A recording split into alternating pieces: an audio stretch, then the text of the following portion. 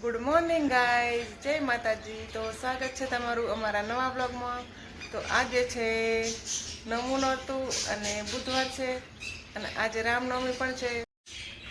તો guys rubber plant માટે કુંડા લાવી દીધા છે અને વાવી પણ દીધા. કેટલા દિવસથી લાવેલા મૂકી રાખ્યા હતા. કુંડા વગર વાવવાના ટાઈમ નહોતો ને એટલે કાલે કુંડા લાવીને વાવી નાખ્યા. 2 રબર પ્લાન્ટ છે. તો બોલો ગુડ મોર્નિંગ. તો ગુડ મોર્નિંગ કરો ગાઈઝને ગુડ મોર્નિંગ કરો ગુડ મોર્નિંગ બોલો બોલો. હા, ગુડ મોર્નિંગ ગાઈઝ બોલો. બધા ગુડ મોર્નિંગ કરો તારે. ચલો એ મીઠું જવું સર્કસમાં. મીઠું સર્કસમાં મોકલી દેવું. બહુ ચોચે પકડી પાડે બધું. સર્કસમાં ન જોયે બાપા. પણ પાસે કામ કલાવ સર્કસમાં. પછી અમે તો નાના નાના છે હજી. તો અમારાથી કામ થાય મમ્મી?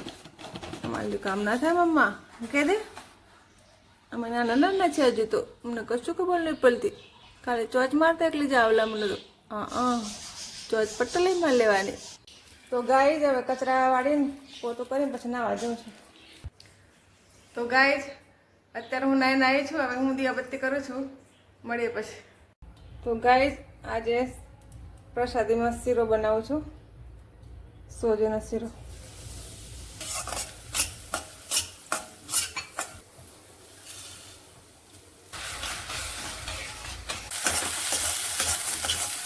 ગાઈઝ તૈયાર છે પ્રસાદીનો શીરો. તો ગાઈઝ અત્યારે જૂનો હાર ઉતારું છું અને નવો હાર ચડાવવાનો છે માતાજીને. આજે છે નવમું નોરતું ને રામનવમી છે.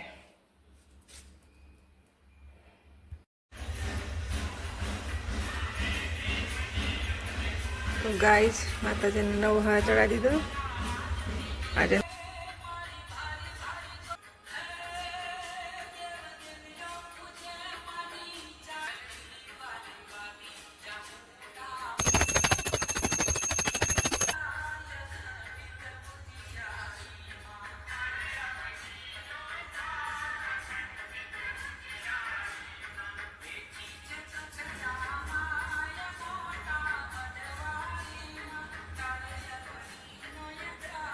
ગાઈઝ આજે નવમું નોરતું છે અને માતાજીના દીવાબત્તી થઈ ગયા છે અને રામનવમી પણ છે.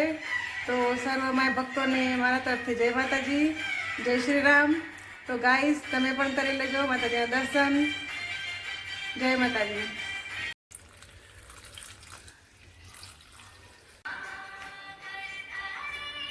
તો નવરાત્રિ પૂરી થાય એટલે માતાજીને શ્રીફળ વધારવું પડે.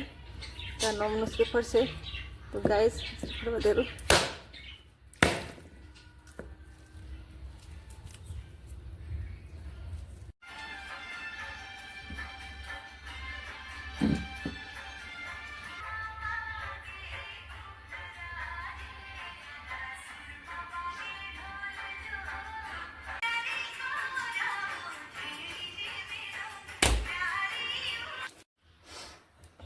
તો ગાઈસ તૈયાર છે.